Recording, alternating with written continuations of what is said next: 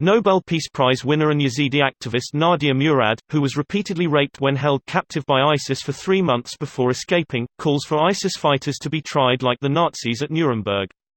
Those captured alive need to be brought to justice in an open court for the world to see. Here's a summary of the article. A Nobel Peace Prize winner who survived being held prisoner by ISIS has welcomed the death of Abu Bakr al-Baghdadi and called for captured fighters to be tried in court. Baghdadi died as he lived, a coward using children as a shield. Let today be the beginning of the global fight to bring ISIS to justice. We must unite and hold #ISIS terrorists accountable in the same way the world tried the Nazis in an open court at the Nuremberg trials.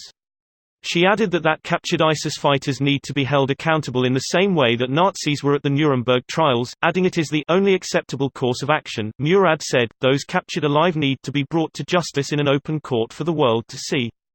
Justice is the only acceptable course of action.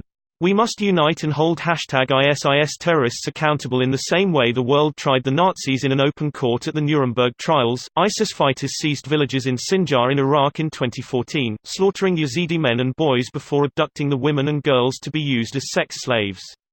Murad was the joint winner of the Nobel Peace Prize in 2018 alongside Denis Mukwege for their efforts to end the use of sexual violence as a weapon of war. This post received a score of 59,449, with an upvote ratio of 95%.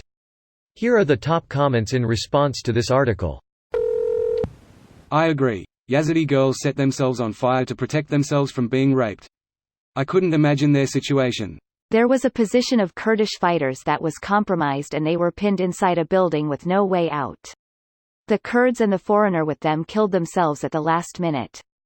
I can't imagine what it is like living in a situation where setting yourself on fire or blowing out your brains is the option you choose over living through what you're about to endure.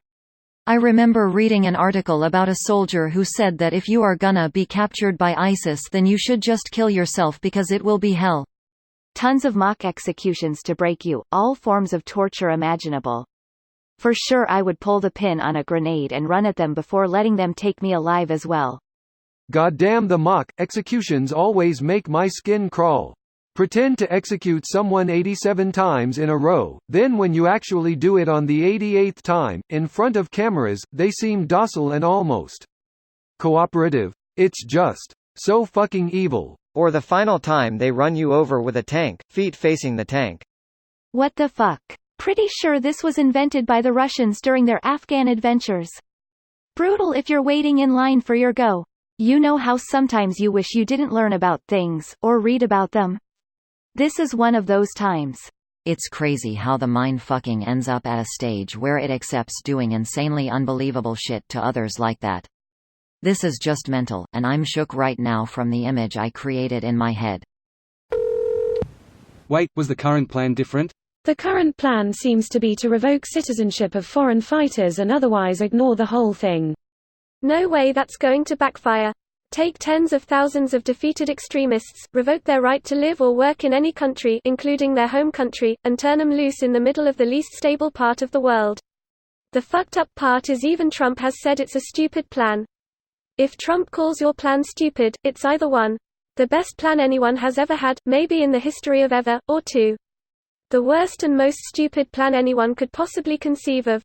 Oh no, worse, dual citizens.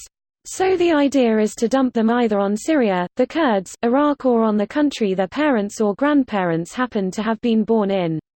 The UK and Canada are having a fun little fight right now over a convert who was born in England but one of his parents was born in Canada.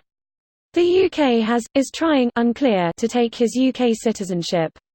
So, he wasn't born in Canada, he didn't grow up in Canada, he didn't convert in Canada, he didn't radicalize in Canada, but the UK somehow feels it's okay to leave Canada holding the bag. This video was automatically created by Reddit to speech. The article and comments in this video were selected from Reddit according to their upvotes, and any paraphrasing was performed by smmry.com, without any human intervention.